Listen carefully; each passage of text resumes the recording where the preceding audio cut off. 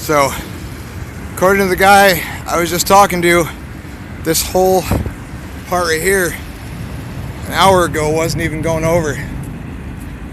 The river's still rising in flood stage. Bad. This is the cement divider. It's blocking off right now on the new Walkham River.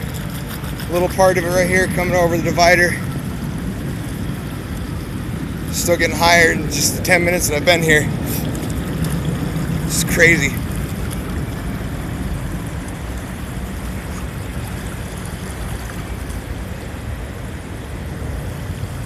It's just flooded out everywhere completely.